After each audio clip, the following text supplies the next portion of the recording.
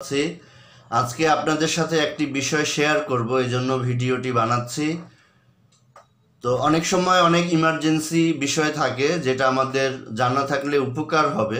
আপনারা যদি কখনো কাউকে দেখেন যে শরীরের ভিতরটা একেবারে ঠান্ডা হয়ে গেছে, যে কিছুতেই তাকে ভিতরটা গরম করা যাচ্ছে না, তখন মাত্র 2-3 মিনিটের মধ্যেই এই জিনিসটা ঠিক হয়ে যাবে। আপনারা হয়তো ইতিমধ্যে খেয়াল করেছেন যে আমার নাকের নিচে ঠোঁটের উপরে একটা কি যেন লাগানো আছে, তাই না? হ্যাঁ, এটা আমি আপনাদেরকে পয়েন্টটা বোঝানোর জন্য করতে পারেন।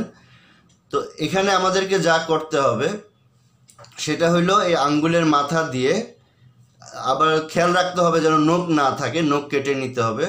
আঙ্গুলের মাথা দিয়ে এই সাদা পয়েন্টটাতে চাপ দিতে হবে।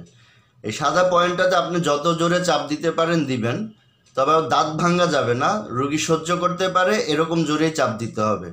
তবে রুগীর অবস্থা যত বেশি খারাপ এখানে তত বেশি চাপ দিতে হবে।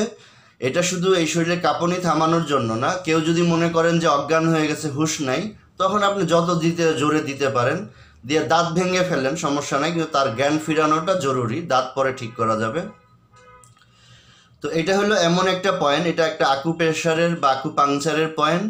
এই বডিটাতে আমরা যখন চাপ দিব তখন আমাদের এখান থেকে একটা স্নায়ুতন্ত্র একদম পিছনে রেকটামের পয়েন্ট পর্যন্ত গেছে। এখানে যখন আমরা চাপ দিব তখন আমাদের এই পুরা মেইন লাইনটাতে ব্লাড সার্কুলেশনটা উত্তেজিত হবে। উত্তেজিত কি হবে, আমাদের অর্গানগুলোতে ব্লাড সাপ্লাই বাড়বে এবং আমরা উজ্জীবিত ফিল করব। যাদের জ্ঞান চলে যায় তারা জ্ঞান ফিরে পাবে, আর যাদের শরীর ঠান্ডা বরফ হয়ে যায় তাদের শরীরটা গরম হবে।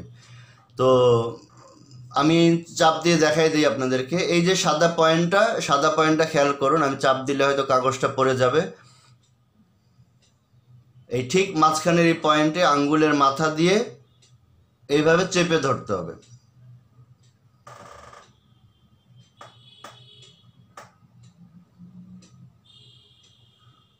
সোজা চেপে ধরতে হবে, নখ যেন না লাগে, নখ কেটে নিতে হবে। এইভাবে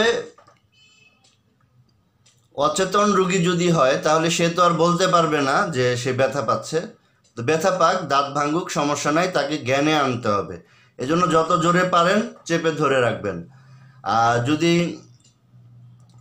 মানে চেতন সহ রুগী হয়, যেমন যাদের জ্বর আসলে শরীর কাঁপে, কিছুতেই শরীর কাঁপুনি থামছে না, বা শীতে থরথর করে কাঁপতেছে, শীত সহ্য করতে পারছে না, এখন যেহেতু শীতের দিন, এটা এই শীতের জন্য কাজে লাগবে।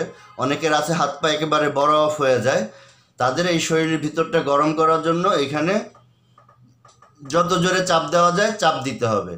দিলে কি হবে, তার শরীরের ভিতরটা গরম হবে। যদি আমাদের হোমিওপ্যাথিতে কার্বোভেজ নামে যে মেডিসিনটা আছে, এটাও শরীরের ভিতরটা গরম করার জন্য খুব কার্যকরী। এই কার্বোভেজ মেডিসিনটা যতজনকে এটা ট্রাই করেছি, মানে বিফল হই নাই। এটা এমন একটা আকুপ্রেশারের উল্লেখযোগ্য একটা পয়েন্ট। তো সবাই ভালো থাকবেন, সুস্থ থাকবেন। আর এই ব্যাপারে আরও যদি কারো কোনো প্রশ্ন থাকে প্রশ্ন করবেন কমেন্টে, আমি ইনশাল্লাহ উত্তর দিব। সবাই ভালো থাকবেন। আসসালামু আলাইকুম ওয়া রাহমাতুল্লাহি ওয়া বারাকাতুহু।